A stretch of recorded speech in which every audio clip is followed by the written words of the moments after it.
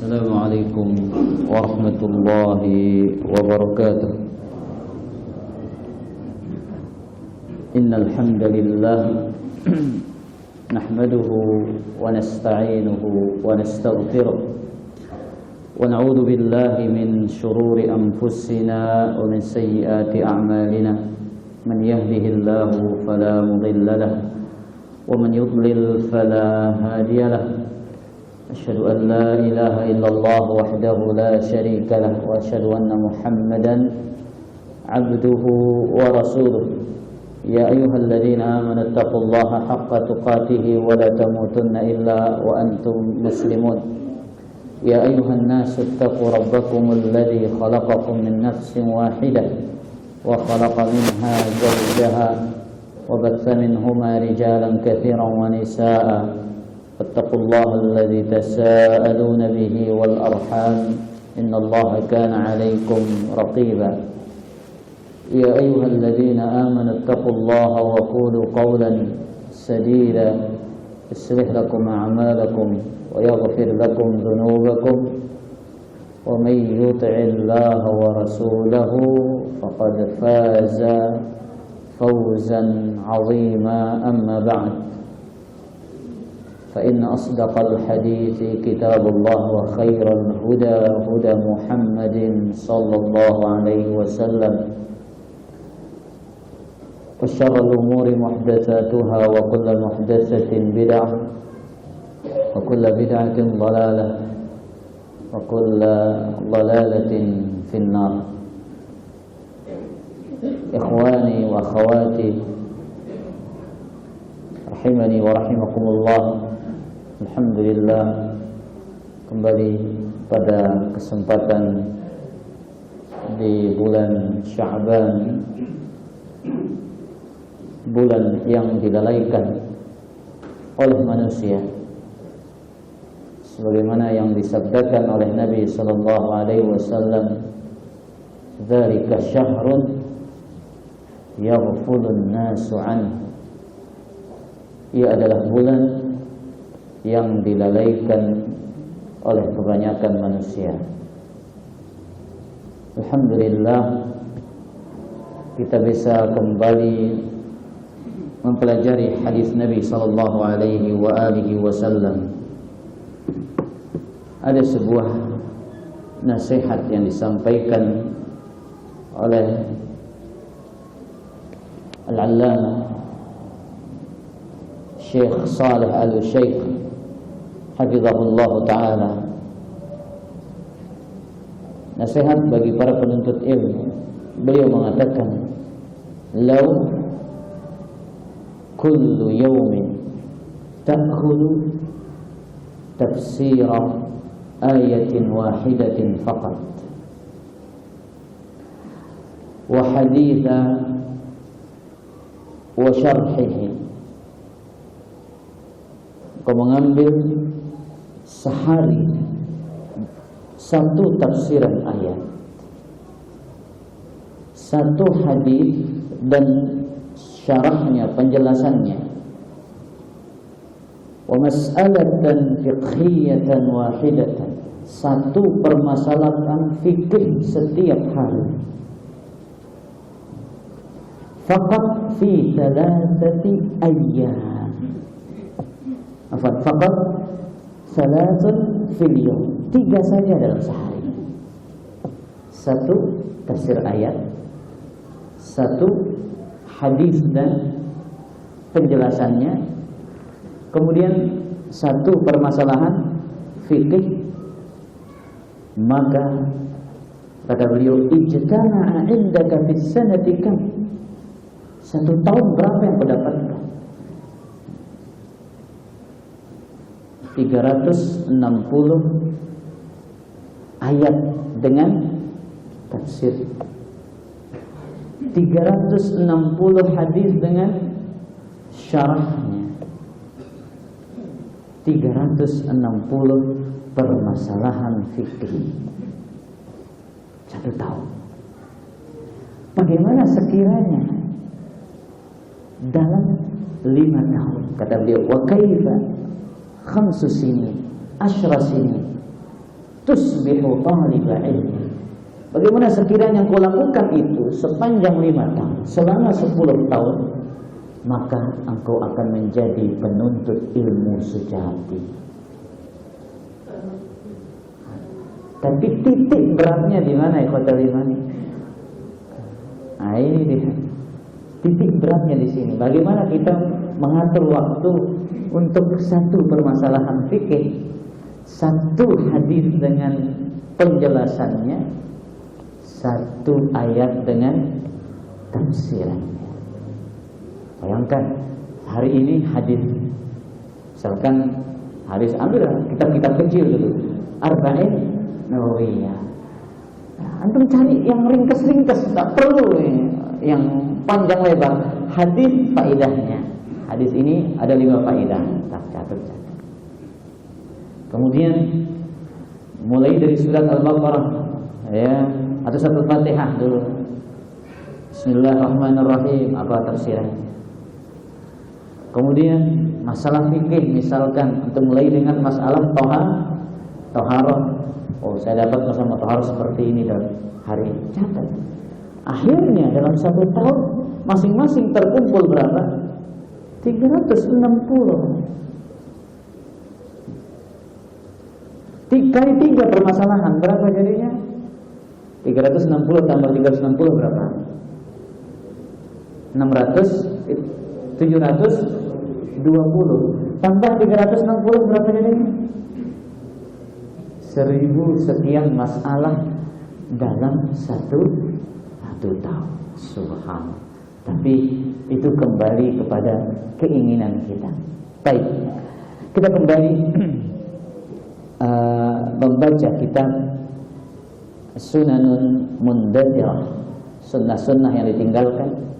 As-sunnatul hadiyata asyrata, sunnah yang ke-11. Ini sebenarnya sunnah yang, kalau orang belajar sunnah, tentu ini bukan sunnah yang ditinggalkan, tapi masih banyak juga dilalaikan oleh kaum muslimin. Salatul nafilati fil manzil, menghidupkan salat sunnah di rumah. Wa an Abi Bakrah radhiyallahu anhu anna Nabi sallallahu alaihi wasallam qala, dari sahabat yang mulia Abu Bakrah radhiyallahu taala anhu,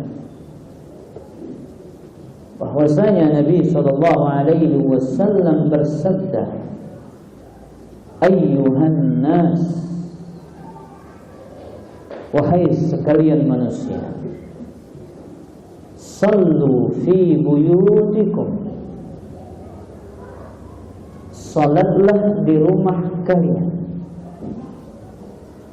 Fa inna afdala salatil mar'i fi baitihi illa al-maktubah, sesungguhnya salat seseorang yang paling utama adalah salatnya di rumahnya. Salat seseorang yang paling utama adalah di rumahnya, kecuali salat wajib. Baik, ikhwatal iman azani Allah wa iyyakum. Kita ambil at-ta'liq, poin-poin dalam hadis ini. Yang pertama, Ali bin Umar radhiyallahu anhuma, dari sahabat Abdullah bin Umar radhiyallahu anhuma, marfu'an, secara marfu',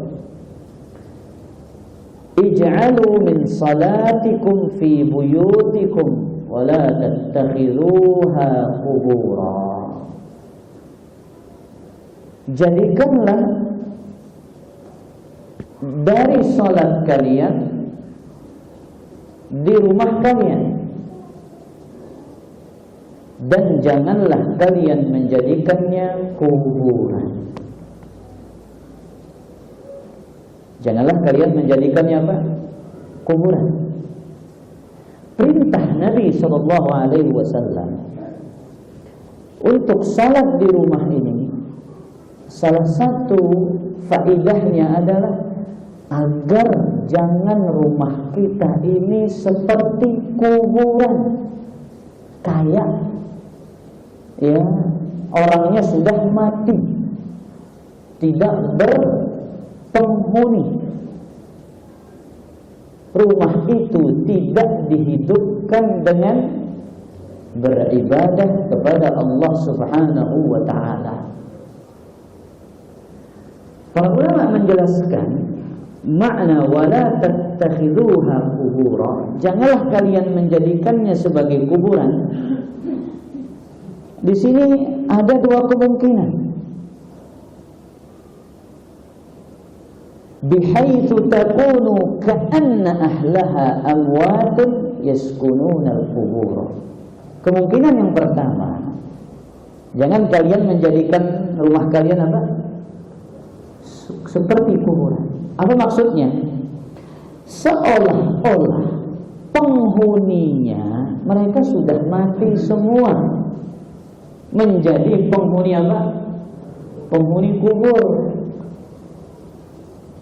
Ini tafsiran yang pertama. Jadi Nabi SAW perintahkan kita sholat di rumah ini, khotul iman azan ya Allah wa ya. Jangan kita jadikan dia kuburan, ya. Seolah-olah kita ini apa? Orang yang sudah mati. Itu di antara tafsirannya. Kalau kita mati di mana tempat kita? Di mana tempat kita? Ya di kubur, bukan di rumah lagi. Tafsiran yang kedua, wa yahtamil ay yakuna makna. Kemungkinan juga dari antara maknanya, la taj'alu buyutakum awtanan lin-naumi la tusalluna fiha fa inna an-nauma akhul maut. Jangan kalian menjadikan rumah kalian ya hanya sebagai tempat tinggal untuk tidur, yang kalian tidak melakukan sholat di dalamnya. Kenapa? Karena tidur itu adalah saudaranya kematian. Maka ikhwatal iman azani Allah wa iyyakum, Nabi SAW melarang kita jangan jadikan rumah kalian ini ibarat apa? Kuburan.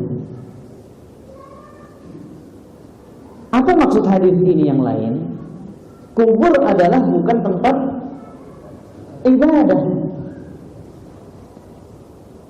bukan tempat sholat. Ini antara makna yang lain. Kubur bukan tempat untuk ibadah sholat. Ada ibadah yang disyariatkan di kubur?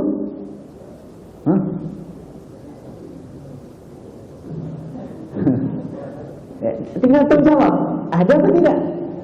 Ada. Ziarah kubur. Apalagi sholat jenazah. Kalau belum menyolatkan. Kemudian apa lagi? Mendoakan orang yang sudah meninggal dunia. Kemudian apa juga? Menguburkan jenazah. Itu ibadah-ibadah yang dilakukan di kuburan. Tapi ada ibadah-ibadah tertentu yang dilarang di atas kuburan itu. Seperti membaca Al-Quran. Kemudian juga dilarang untuk sholat. Sholat selain sholat jenazah tentunya. Kalau ada orang mengatakan, kan sholat dilarang di kuburan. Iya, sholat yang ada rukuk dan sujudnya. Adapun sholat jenazah adalah sholat yang tidak apa? Tidak ada rukuk dan sujudnya, dan dalil sudah menunjukkan kebolehannya. Karena Nabi SAW dalam Sahih Bukhari menyolati seorang wanita yang meninggal dunia yang suka menyapu Masjid Nabawi. Akan tetapi para sahabat tidak memberitahu Nabi SAW, kemudian memerintahkan para sahabat mengatakan, dalluni ala qabri, tunjukkan aku di mana kuburannya. Kemudian Nabi SAW menyolati ya wanita tersebut di atas kuburannya. Baik. Maka kata liman, azan ya Allah wa iyyakum, orang yang tidak pernah sholat di rumahnya, sholat sunnah, ya maka ini seakan-akan penghuninya adalah penghuni apa? Penghuni kubur. Sebagaimana tafsiran para ulama tadi, seolah-olah penghuninya sudah mati, sudah berada di kuburan. Maka jangan sampai rumah kita ini seperti kuburan yang berterima. Rumah yang sepi dari ibadah, rumah yang tidak pernah penghuninya berzikir kepada Allah Subhanahu wa ta'ala. Kemudian poin berikutnya kata Syekh, istihbabu salatin nafilati fil bait lianna dhalika ab'adu 'anir riya wa ikhrajul bait an kaunihi syabihan bil qubur fa innal qubura laysat mahallan lis-shalah. Dianjurkannya salat sunnah di rumah. Kita simak penjelasan Al-Imam Al-Hafidh Ibnu Hajar Al-Asqalani rahimahullah. Apa kata beliau? Beliau mengatakan, zahiruhu annahu yashmalu jami'an nawafil. Hadis ini menunjukkan mencakup seluruh salat sunnah. Hadis ini mencakup seluruh apa? Salat sunnah dikerjakan di rumah.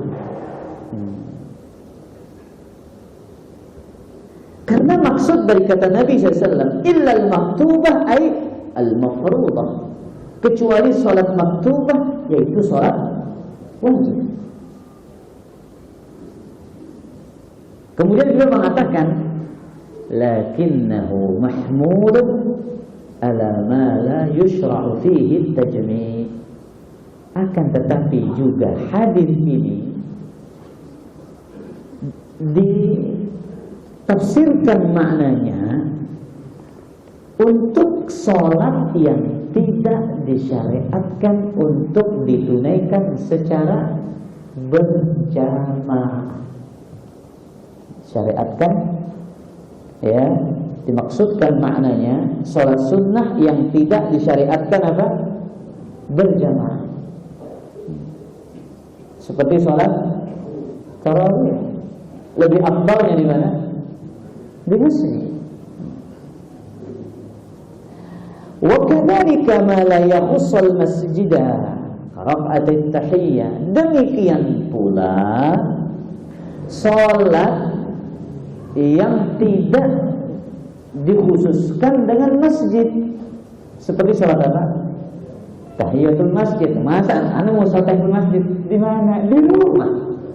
Kenapa? Nabi mengatakan fa inna afdhalas salatil mar'i fi baiti. Oh, salat yang paling utama di rumah. Ane mau tahiyatul masjid di rumah. Berarti anda salah paham. Nah, ini pentingnya kembali kepada penjelasan para ulama.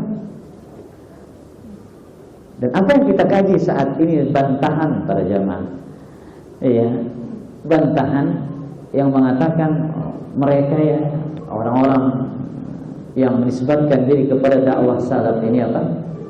Kembali kepada dalil Al-Quran dan Sunnah, meninggalkan apa? Para ulama dan nyontak.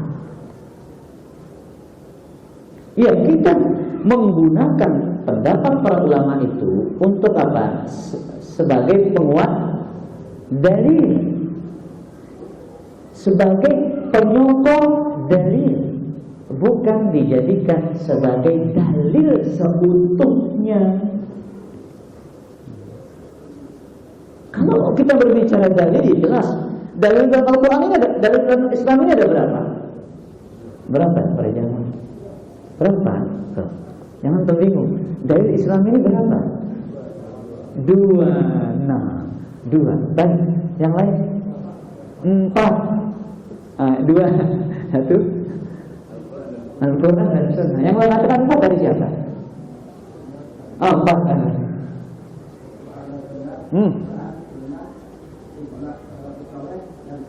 Aywa, Al-Quran, kemudian hadis yang sahih, kemudian ijma, kesepakatan para ulama. Kemudian apa? Qiyas. Qiyasus sahih tentunya, analogi yang tepat. Ya. Ini dalil mu'tabar, adillah mu'tabar dalam syariat. Nah, adapun pendapat para ulama ikhwatal iman bukan dalil. Makanya kaidah yang populer dalam ahlus sunnah itu aqwalul ulama yustadallu laha wa la yustadallu biha. Pendapat para ulama itu untuk apa? Untuk memperkuatkannya, bukan untuk dijadikan sebagai dalil. Baik. Jadi kata Ibnu Hajar dalam Fathul Bari, apa kata beliau? Salat yang dimaksudkan dalam hadis ini yang paling utama dikerjakan di rumah itu mencakup seluruh salat sunnah. Ya, kemudian dikecualikan apa? Salat sunnah yang disyariatkan berjamaah, kemudian juga salat sunnah yang yang tidak berkaitan dengan apa? Kekhususan masjid. Ya, itu baru yang paling afdal ditunaikan, dikerjakan di rumah. Baik, kemudian kita lanjut penjelasan tadi. Kenapa? Li'anna dzalika ab'adu 'anir riya. Karena itu lebih jauh dari riya. Ya, lebih jauh dari riya. Dan ini penjelasan Al-Imam An-Nawawi dalam Syarh Sahih Muslim. Apa kata beliau? Beliau mengatakan liqauni dzalika ab'ada min ar-riya. Karena sholat di rumah itu lebih jauh kepada riya. Kalau lebih jauh daripada riya, apa maksudnya para jamaah? Lebih dekat kepada keikhlasan.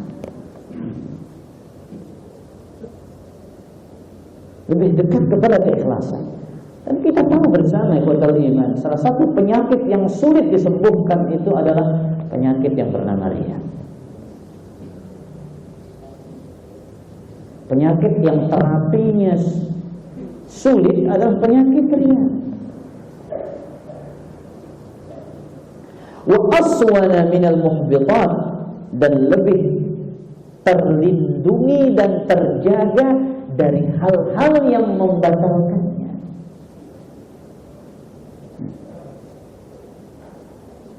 Masya Allah, si fulan, kita lagi sholat Allah, orang nyeletuk, Masya Allah si fulan ini selalu nomor satu ke masjid. Dengar bisikan. Kadang kalau kita nggak ada, setan ini luar biasa. Yang nggak kita dengar dijadikan dengar sama setan. Ya, kita lagi sholat diganggu sama setan. Bulan mujiantum. Diperdengarkan yang semula kita tidak perdengarkan. Lebih terjaga dan terlindungi dari pembatal amalan. Kemudian kata Imam Nawawi, liyatabarrakal baitu bidzalika, agar rumah itu mengambil berkah dari sholat tersebut. Nah, sekarang rumah kita yang ngalah berkah dari sholat kita, ya kata iman. Wa tanzila fihi rahmatu wal malaikatu, dan agar turun rahmat dan malaikat. Wa yanfira minhu syaitan, dan syaitan lari dari rumah tersebut. Nah, jadi ini beberapa faedahnya. Di antara faedah yang disebutkan para ulama tentang sholat di rumah ini, kata mereka, lebih selamat dari riya, lebih tersembunyi, lebih menjaga keikhlasan kita, lebih menjaga dari batalnya amalan kita. Rumah kita mendapat keberkahan sholat kita. Ya, dan kita akan mendapatkan pula persaksian pada hari kiamat. Jadi bumi ini akan bersaksi pada hari kiamat para jamaah. Apa yang Allah Azza wa Jalla firmankan dalam surat Al-Zalzalah? Ayat yang sering kita dengar. Yauma idzin tuhadditsu akhbar. Pada hari itu bumi menceritakan beritanya. Ayat ini ditafsirkan oleh Rasulullah SAW ketika ditanya, ya, karena Nabi memuji para sahabat. Soalnya bukan bertanya tentang apa namanya, bukan istifsar, bukan bertanya tentang ilmu, tapi mereka bertanya untuk apa? Untuk mengajarkan. Ini di antara uslubun Nabawi berkata. Makanya kalau antum ditanya itu bukan berarti ustaz ingin muji antum, tak mungkin. Ustaz kita bertanya untuk apa? Ya, mengajarkan kita. Baik. Saya malu ngaji di sebulan, kenapa? Saya terus ditanya. Enggak enak saya, malu saya kalau nggak bisa jawab. Nabi kadang bertanya kepada para sahabatnya. Nabi mengatakan, hal tadrun, apakah kalian mengetahui apa yang diceritakan oleh bumi itu? Apa jawaban para sahabat? Allah wa rasuluhu ma'alam. Allah dan Rasulnya yang lebih tahu. Hadis itu dari Imam Tirmidzi. Apa kata Nabi SAW? Inna akhbarah, sesungguhnya yang diberitakan oleh bumi tersebut, an tashhada ala kulli 'abdin aw amatin bima amila ala dhahriha, an taqula 'amila kadza wa kadza yawma kadza wa kadza, qala fa hadhihi akhbaruha. Bumi itu akan bersaksi atas setiap hamba, baik laki-laki maupun wanita,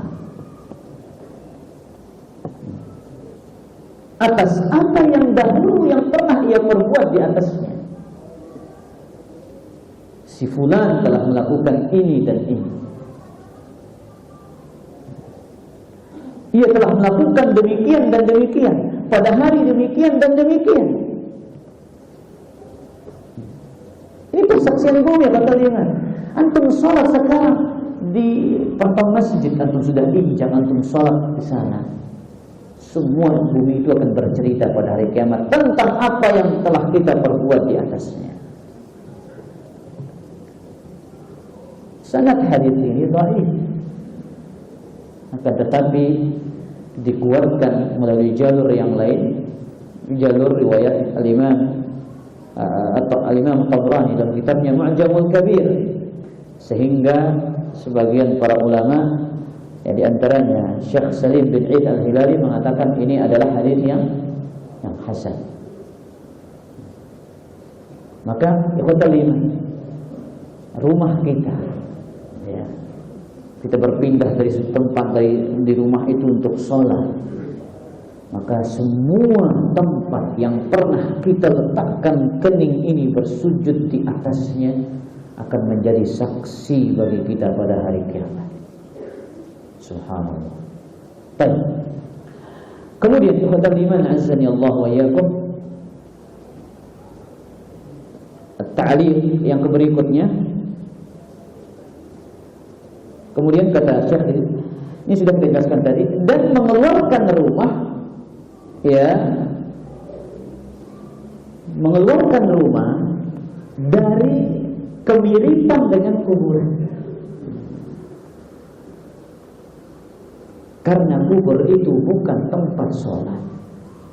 Jadi faedahnya agar rumah kita juga jangan jadi seperti kubur, tapi dia adalah tempat yang hidup dengan ibadah. Hidupkan dia dengan berzikir kepada Allah, dan zikir itu adalah bentuknya sholat. Hidupkan dia dengan membaca Al-Quran. Baca Quran adalah berzikir kepada Allah Subhanahu wa ta'ala. Kita mungkin pernah mendengar sabda Nabi sallallahu alaihi wasallam. Ya, masalul baitil ladzi yuzkarullahu fihi wal baitil ladzi la yuzkaru fihi masalul hayyi wal mayyit. Perumpamaan rumah yang di dalamnya ada zikir kepada Allah dan rumah yang tidak ada zikir di dalamnya ibarat antara orang yang hidup dan mati. Syattana, sungguh jauh perbedaan orang yang hidup dengan orang yang mati. Berarti sangat jauh perbedaan rumah yang di situ dihidupkan zikir kepada Allah. Salah satu zikir itu adalah salat di hotel iman. Paling tidak kita salat itu bagaimana hotel iman? Kaitannya dengan apa? Pendidikan anak dan istri. Paling tidak itu. Salat di rumah jelas menghidupkan sunnah Nabi SAW. Antum pasti dapat pahala itu. Ya. Salat di rumah, antum menghidupkan sunnah Nabi SAW. Tapi di samping itu ada pun pendidikan di situ. Pendidikan keluarga tentang apa? Tunjukkan bahwasanya masa antum mau riak gara-gara dilihat sama istri? Istri sendiri masa antum mau riak? Mah kata enggak sih senina aku baju sholat biar saya lihat sama istri saya rajin sholat. Tidak. Anda contohkan kepada istri dan anak itu bahwasanya rumah itu tempat sholat juga. Yang semula mereka mungkin malas-malasan sholat. Mungkin antum sudah nasihati berulang-ulang kali tapi ternyata masih belum. Tapi contohkan dengan cara itu. Hidupkan sholat sunnah di rumah. Itu sholat sunnah mutlak. Ya mungkin ya salah sunnah rawatib. Baik.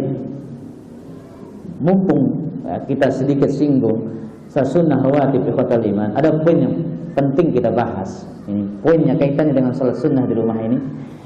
Bagaimana kalau kita sholat di rumah menyebabkan kita tidak mendapatkan saf pertama untuk sholat berjamaah? Nah, ini poin pentingnya. Kadang kita terhalang dengan tempat yang jauh, atau kadang kita tinggal di suatu lingkungan jarak jeda sholat itu sangat pendek, atau kadang imamnya super cepat. Nah, di sini ya maka ada poin-poin penting yang kita bahas. Yang pertama, ada dua hal yang saling bersinggungan. Poin pertama kita dalam pembahasan ini, sholat di rumah, kemudian kita akan ketinggalan apa? Mendapatkan saf pertama. Ada dua hal yang saling bersinggungan. Yang pertama, satu, keutamaan sholat sunnah di rumah. Ini hukumnya apa? Sunnah. Baik. Kemudian keutamaan mendapatkan saf pertama. Ini kaitannya dengan sholat apa? Sholat wajib. Ada kaidah disebutkan oleh para ulama, taqdimul fardhati 'ala nafilah. Mendahulukan yang wajib daripada yang sunnah. Nah, ini dia perjalanan. Dahulukan yang wajib daripada yang sunnah. Nah, sekarang terlebih ya, barang siapa yang mendapati takbiratul ihram bersama imam selama berapa? 40 hari itu. Kutibat lahu bara'atan. Dia akan mendapatkan apa? 2 pembebasan. Bara'atun minan nar, selamat dari api neraka, wa bara'atun minan nifaq, dan terbebas dari apa? Kemunafikan. Pada sini lumayan lama jaraknya Ustaz ya. Ya alhamdulillah, berarti bisa dipraktekkan puasa sunnah di rumah. Tapi di beberapa tempat tidak bisa. Ya, seperti saya pernah mengalami Ya, baru tamat kita jalan sampai sana udah rakaat kedua. Dan itu sering terjadi cepat. Kemudian poin kedua para jamaah, ketika ada dua maslahat, yang satu memiliki pengganti dan yang satu tidak memiliki pengganti, maka yang diutamakan adalah yang tidak memiliki pengganti. Apa maksudnya? Salat sunnah di rumah ada penggantinya. Salat sunnah rawatib di rumah ada penggantinya. Bisa di mana? Dilakukan di masjid. Mana menjadi bukti? Kan sahabat meriwayatkan kita jumlah salat sunnah rawatib itu. Riwayatnya Ummu Atiyah atau Ummu Habibah, antara dua itu. Kemudian riwayat Abdullah ibnu Umar. Iya. Kemudian yang kedua, mendapatkan saf pertama ada badalnya para jamaah? Enggak bisa. Kalau udah ketinggalan tidak mungkin. Pasti antara dapat saf satu atau saf belakangan. Kecuali antum menjadi jamaah yang beruntung. Mana beruntung? Masjid itu penghuninya kecil, cuman ada satu saf. Meskipun antum masbuk pada rakaat terakhir, antum berada tetap di saf pertama. Iya, kalau kasusnya begitu. Tapi kalau kasusnya kayak masjid ini kan sulit. Iya. Nah, kemudian para ulama menyebutkan kaidah taqdimu ma laisa lahu badalun ala ma lahu badalun. Mendahulukan maslahat yang tidak memiliki pengganti daripada yang memiliki pengganti. Ya, terlebih mutaliman. Dan sunnahnya para salaf kan? Ya. Sebagaimana salah satunya Sa'id bin Musayyib itu selama 40 sampai 50 tahun tidak pernah melihat punggung orang lain daripada punggung imam. Subhanallah. Kalau kita berapa tahun? Oh ya, saya lihat punggung teman saya saja di depan. Kita kebalikannya. Wassalamualaikum. Kemudian yang ketiga, poin ketiga, ini lebih dekat kepada praktek para sahabat. Mereka telah datang bersiap di masjid sebelum Nabi sallallahu alaihi wasallam datang. Nah, kalau antum tidak bisa mungkin menghidupkan salat sunnah rawatib itu di rumah, lakukan di masjid, tidak ada masalah. Tapi jangan lupa ada salat witir, ada salat duha, ada qiyamul lail. Banyak hal antum hidupkan di rumah itu. Salat istikharah, antum poligami lagi istikharah di rumah. Tapi suaranya kecil-kecil doanya.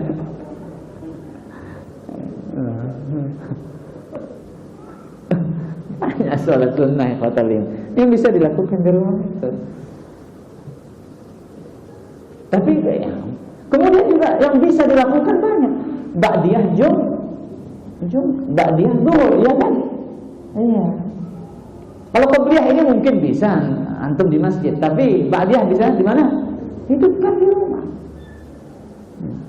Bahkan Aisyah radhiyallahu taala anha, ya, beliau yang meriwayatkan salat sunnah apa? Ba'diyahnya Nabi SAW selesai apa? Maghrib itu di rumahnya. Kita lihat praktik riwayat Anas bin Malik dalam Sahih Bukhari. Kunna bil Madinati, kata Anas bin Malik, sewaktu kami tinggal di kota Madinah, fa idza adzana al muadzinu, apabila muadzin mengumandangkan azannya, ibtadarus sawariya, para sahabat itu berlomba-lomba mendapatkan tiang masjid. Berarti mereka melakukan apa ini? Salat sunnah. Fayar'afuna rak'atain, mereka salat 2 rakaat. Hatta inna ar-rajula al-ghariba la yadkhulul masjid fayahsibu anna as-salata qad sulliyat min kathrati man yusallihima. Sehingga kalau ada orang asing baru masuk ke masjid, mereka menganggap bahwasanya sholat maghrib sudah ditunaikan. Saking banyaknya para sahabat yang menunaikan sholat pada waktu itu. Berarti pembahasan kita ini ketika takut ketinggalan sholat takut ketinggalan saf pertama dari sholat sunnah di rumah. Ya sudah kita bahaskan poin pertama, ada dua hal yang berseberangan. Apa tadi? Sholat sunnah di rumah itu apa? Hukumnya apa? Ya, adalah sunnah. Kemudian untuk mendapatkan keutamaan saf pertama ini kaitannya dengan amalan yang bersifat wajib. Kemudian poin yang kedua apa tadi? Ketika ada dua maslahat yang memiliki ada pengganti dan tidak ada pengganti, dahulukan yang apa? Yang tidak ada pengganti.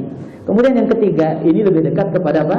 Praktek para sahabat. Kemudian yang keempat, keutamaan mendapatkan saf pertama ini lebih besar.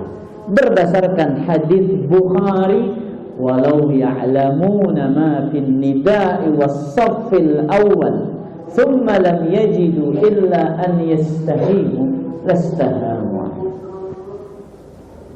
Jadi jikalau mereka tahu keutamaan apa? Saf pertama dan mengumandangkan azan, kemudian mereka tidak akan mendapatkan azan dan saf pertama itu kecuali dengan cara diundi, mereka akan rela untuk diundi. Ala kulli hal ikhwatal iman, intinya jangan apa? Ya, lalaikan rumah dari sholat sunnah. Terangi dia dengan sholat sunnah ini. Cahaya, jadikan dia bercahaya dengan sholat sunnah. Sebagaimana yang disebutkan oleh Umar bin Khattab oleh Imam Ibnu Battal dalam Syarh Sahih Bukhari, salatul mar'i fi baitihi nurun. Salat seseorang di rumahnya, kata Umar bin Khattab, adalah cahaya. Tanawwiru buyutakum, maka sinarilah rumah kalian dengan cahaya salat. Kemudian sebelum kita jawab, ada ucapan Al-Imam Al-Munawi dalam kitabnya Faidul Qadir para jamaah. Ketika menjelaskan hadis ini, apa kata beliau? Wa fihi, dalam hadis ini, anna an-nafla fil baiti afdal minhu fil masjid walau bil masjidil haram.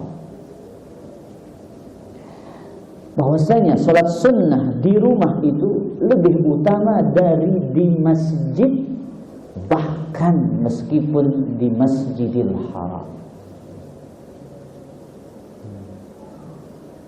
Ini kata Imam An-Nawawi rahimahullah ta'ala.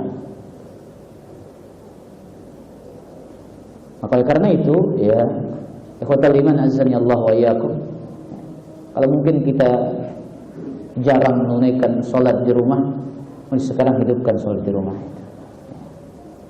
Sama seperti ilmu tadi para jamaah. Setiap malam 1 rakaat saja, antum rutin selama 1 tahun, berapa? 360 rakaat. Belum lagi antum tambah, kalkulasikan nanti tarawih.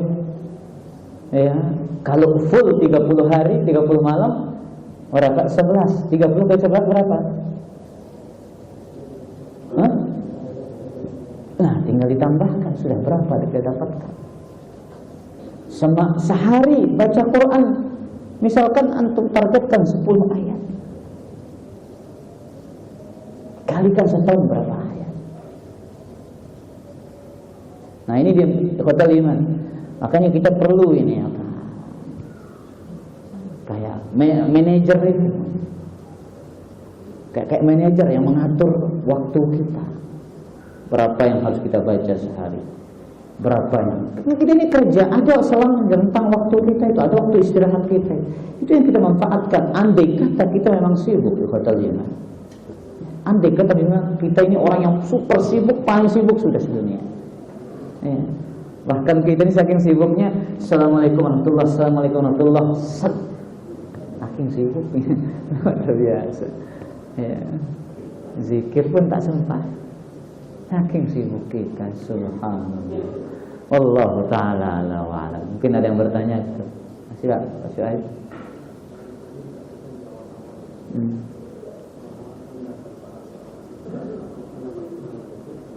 Hmm. Hmm. Hmm.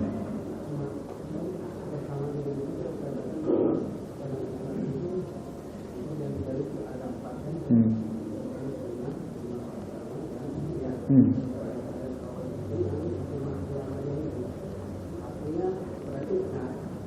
Paham. Bagaimana dengan ijma ulama itu? Apakah bukan berdalil dengan pendapat para ulama? Itu pertanyaan. Tentu tidak.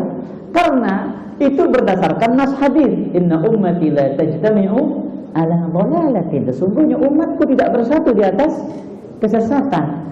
Nah, dari sinilah diambil kesimpulan bahwasanya ketika para a'immatul huda mereka ijma' terhadap suatu perkara, maka itu layak sebagai apa? Sebagai dalil. Nah, kemudian mana yang buktikan yang bahwasanya kata Nabi SAW, orang yang minum khamar itu campuklah dia. Apabila dia kembali, campuklah dia. Apabila dia kembali, campuklah. Apabila kembali, penggallah lehernya. Tapi hadis ini, ya riwayat ini, dibunuhnya orang yang minum khamar lebih dari 3 kali itu dibatalkan dengan apa? Dengan ijma' para ulama. Para sahabat tidak pernah melakukannya. Nah, berdasarkan hadis tadi, umatku tidak bersatu di atas apa? Kesesatan. Maka ketika para ulama berijma', maka itu sudah menjadi dalil berdasarkan hadis tadi. Kemudian kias itu juga dari mana dalilnya? Ini dari sunnah, dari praktik Nabi Sallallahu Alaihi Wasallam. Nah, wallahu taala a'la wa a'lam. Ada pertanyaan lain?